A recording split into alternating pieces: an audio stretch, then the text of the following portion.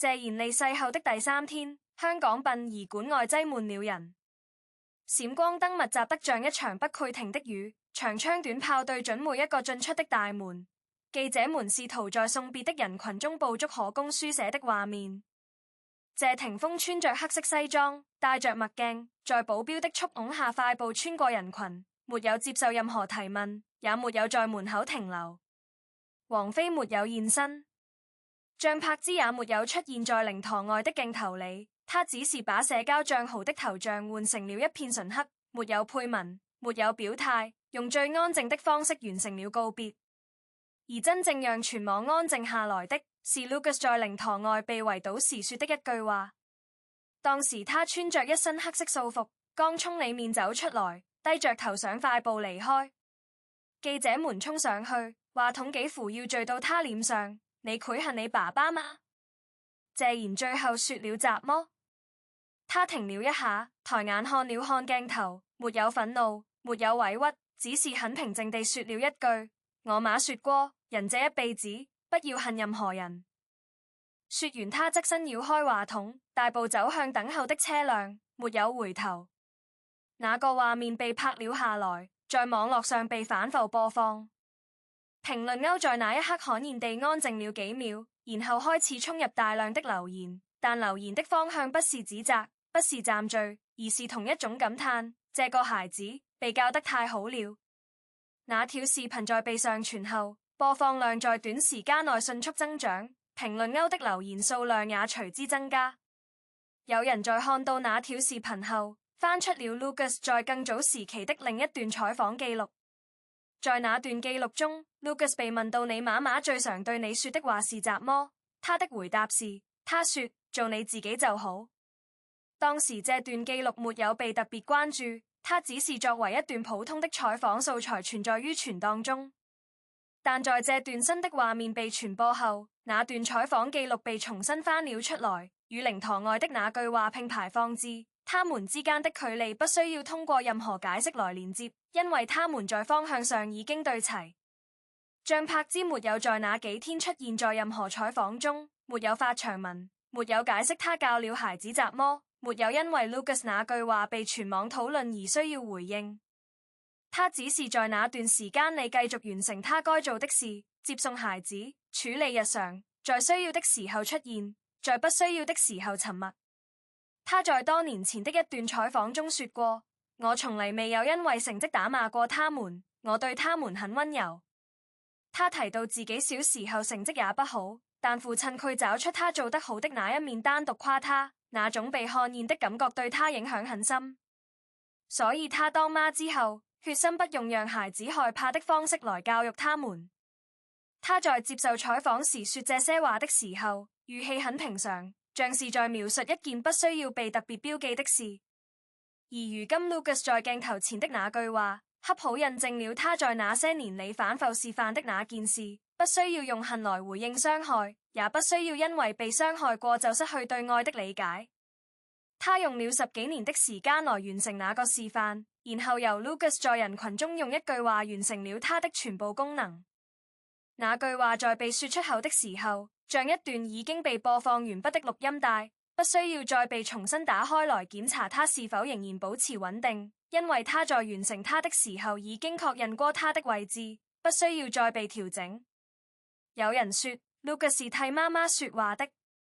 但這句話其實不需要替他說，因為他在場時也是用同一種方式回應質疑的。他在面對過去的追問時，沒有說我恨誰或誰對不起我，而是選擇用不想了或過去了來列出對話。他在面對那些曾經被放大的事件時，選擇不說話，但他的方式就是 Lucas 那句話的來源。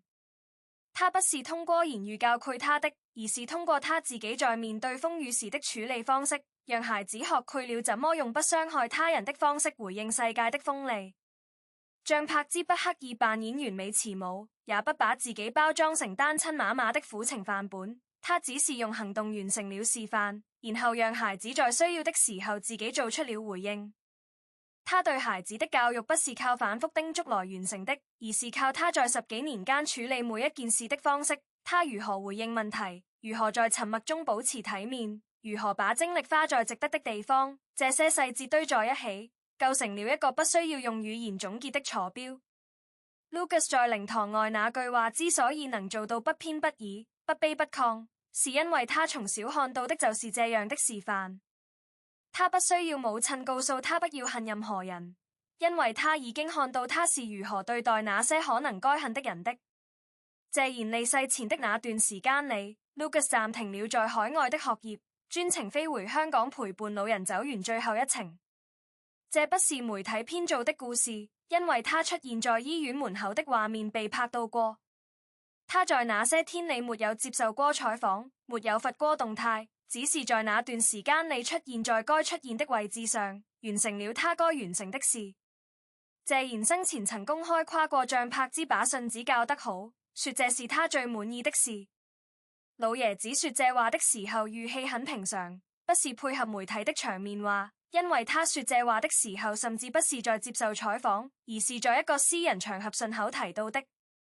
他不需要通過這番話嚟完成雜麼公關目的，因為他說的只是他觀察到的事實。兩個信子沒有因為父母離異而長歪，沒有因為家庭裂構的變化而失去對人的信任和善意。他們能用溫和的方式對待那些本該令人憤怒的事，這種能力不是天生就有的，是有人在10幾年裡為他們鋪好了一條不需要用恨來支撐自己的路。老爺子說這話時的語氣與他平時評價其他事物時一致，沒有因為涉及教育而需要調整他的語速或加重某些詞的發音，也沒有因為他提到的是張柏芝而需要調整他在提到他時的措辭。Lucas 在葬禮上的表現讓很多人重新審視了格局這個詞的含義。他站在鏡頭前，面對那些試圖從他嘴裡挖出爆料的問題，沒有憤怒，沒有迴避，沒有用任何可以被解讀為不滿或委屈的方式回應。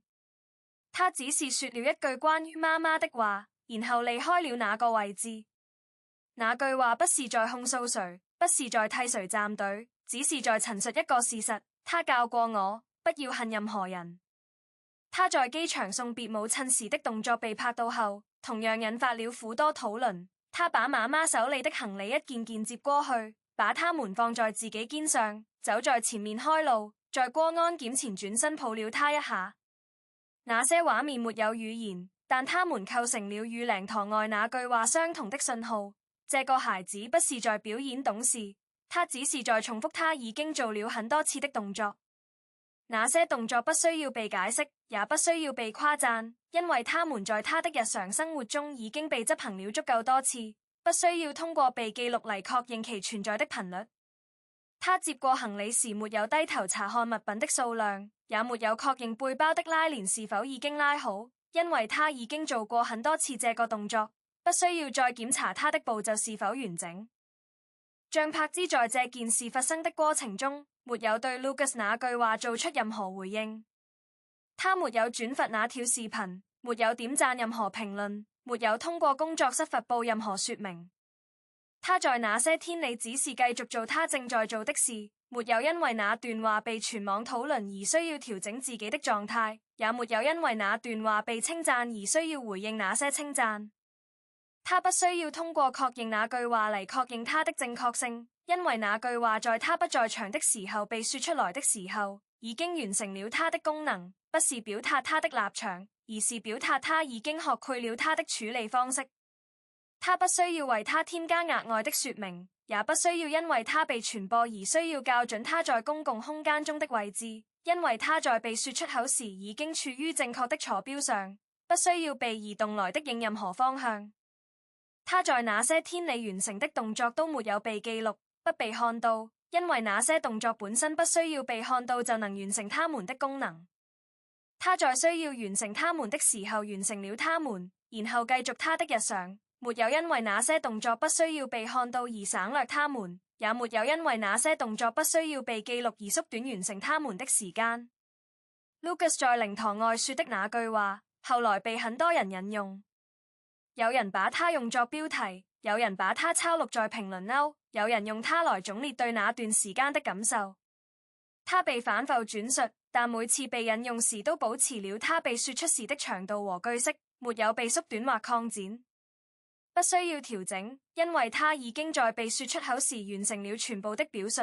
不需要通過增加或刪除任何部分來擇應不同的使用場景。那句話在完成它的功能之後，也完成了它在公共空間中的移動，不再需要被重新定位，因為它已經在被說出時確認過自己不需要再被移動。當它被說完之後，它已經完成了它在那個空間中的功能，而接收它的人也已經完成了對它的接收，不需要再被重複發送來確認它的完整性。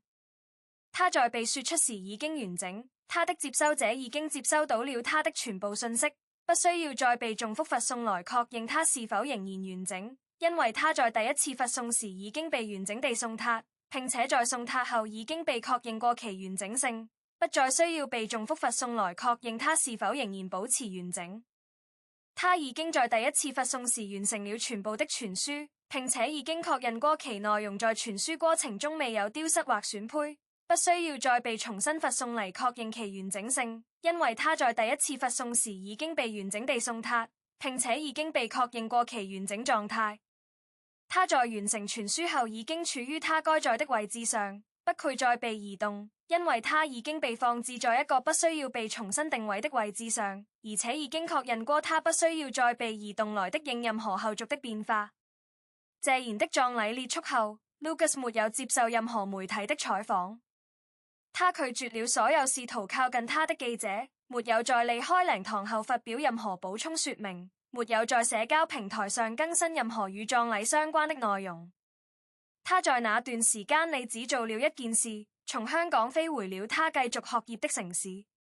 他在機場被拍到的那張照片中，穿着一件黑色外套，背包的側袋裏插着一瓶水。他沒有看鏡頭，也沒有因為被拍到而調整步伐的速度。他在登機前沒有發布任何動態，沒有向任何人確認他的行程是否已經完成。他在座位坐下後繫好安全帶，沒有打開手機查看消息，也沒有在起飛前向任何人發送消息確認他即將起飛。他在飛機落地後打開手機，查看了一條未讀消息，沒有回覆，然後鎖屏，放回口袋，走向行李轉盤，在轉盤前等待了大約5分鐘。在行李出現後確認了它的外觀，然後提着它走向出口方向，沒有在出口處停留嚟確認是否需要等待其他人，也沒有因為已經完成了那段時間的行程而需要在離開時回頭確認是否船有未完成的部分。張柏芝在那段時間裏沒有在採訪中提及 Lucas 在葬禮上的發言。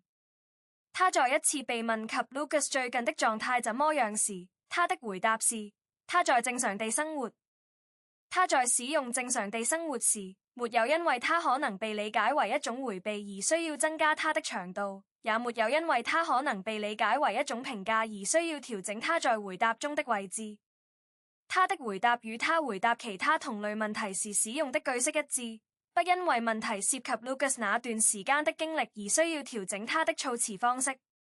他在回答中使用了正常地來標記 Lucas 的狀態，沒有因為他需要被確認而延長他的長度，也沒有因為他可能被理解為某種態度而需要調整他在回答中的位置。謝霆鋒在那段時間裏沒有被拍到與 Lucas 同框的畫面。他在葬禮結束後回到了他的日常節奏中，沒有接受任何關於 Lucas 那段發言的採訪。他在一次被問及你怎麼看 Lucas 在葬禮上說的話時，他的回答是：他說的挺好的。他在使用挺好的時，沒有因為這句話與他的過去相關而需要調整他的位置，也沒有因為他可能被理解為一種評價而需要增加說明嚟擴展他的範圍。他在回答中確認了 Lucas 的發言，沒有因為他提到了張柏芝而需要調整他在回答中使用的句式。他在回答中使用挺好的來列出了對話，沒有因為他可能被理解為一種回應而需要延長他的長度，也沒有因為他可能被理解為一種態度而需要調整他在回答中的位置。在那段時間裏，有人在網絡討論中將 Lucas 在靈堂外的發言與謝霆鋒在公開場合的沉默進行了對比，但這種對比沒有在 Lucas 的行程中產生任何痕跡，也沒有影響他在那段時間內的任何決定。他在那段時間裏沒有查看任何社交平台上的討論，沒有因為需要確認自己的位置而搜索自己的名字，也沒有因為需要確認那段發言的狀態而重新觀看他在網絡上的傳播過程。他在那段時間內沒有做過這些動作，因為他已經在說完那句話之後，確認過他已經完成了他的全部功能，不需要再被打開來確認他是否仍然保持完整，也不需要被重新定位來的應後續的變化。他在說完之後已經確認過他不需要再被處理，因此他在他那裡已經完成了全部流程，不愧再被打開來確認他的狀態，因為他已經在完成時被確認過其狀態是正確的，並且不愧因為時間的推移而需要被重新檢查。像柏茲在葬禮結束後的一段時間裡，被問到關於教育孩子的問題時，他的回答保持着與他之前回答時相似的句式。他在2023年的一次採訪中被問到你覺得教育孩子最重要的是什麼？他的回答是讓他知道他可以成為他自己。他在使用成為他自己時，沒有因為他與他在更早時期說過的話之間存在連接而需要調整他在回答中的位置，也沒有因為他可能被理解為一種回應而需要增加說明來擴展他的範圍。他在回答中確認了他的方式，然後列出了對話，沒有因為他可能被追問而需要調整他在回答中的句式。他在2024年的另一次採訪中被問到你覺得自己對孩子的教育成功嗎？他的回答是我不定義成功，我在參與他們的成長。他在回答中使用了參與來複合他與孩子之間的關係，沒有因為他可能被理解為一種評價而需要調整他在回答中的位置。他的回答不因為他與謝霆鋒之間的關係而需要調整，也不因為外界對 Lucas 的評價而需要改變他的內容。Lucas 在返回學校後，沒有因為那段發言被廣泛討論而改變他在學校中的行為方式。他沒有因為被更多人注意到而調整他的日常節奏，沒有因為需要回應那些討論而增加或減少他的公開露面。他在那些日子裡完成了他的課程安排，在課間與同學交談，在圖書館完成了他的閱讀任務。他在那段時間內沒有因為那段發言的傳播而需要調整他與其他人的對話，也沒有因為需要確認那段發言的效果而搜索任何相關的討論。他在那段時間內沒有做過這些動作，因為他在完成那段發言後已經確認過他已經被正確接收，因此不愧因為外部環境的變化而需要調整他的位置或內容。謝霆鋒在2024年的一次採訪中被問到你覺得自己是一個怎麼樣的父親時，他在回答中使用了與他在之前回答中相似的句式。他說我在成為一個父親的過程中。他在使用在成為的過程中時，沒有因為他可能被理解為一種回應而需要增加他的長度，也沒有因為他可能被理解為一種態度而需要調整他在回答中的位置。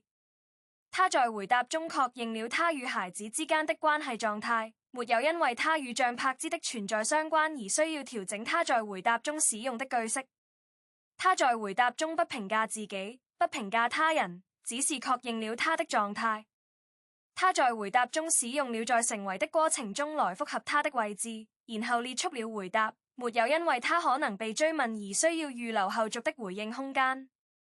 他在回答中已經確認了他的位置，不需要在之後的時間裡因為那段時間內發生的事情而需要調整他，也不需要因為 Lucas 在靈堂外說的話而需要重新檢查他的位置是否與那段話對齊，因為他在回答中已經確認過了。且那個確認不需要因為外部環境的變化而被重新評估，因為他已經被確認過了，不需要第二次確認，因為他在第一次確認時已經被確認為正確的位置，並且不愧因為外部環境的變化而需要被調整，因此他在確認後不需要再次被打開來檢查他是否仍然正確，因為他在第一次確認時已經被確認為正確的，並且不愧因為時間的推移而需要被重新確認。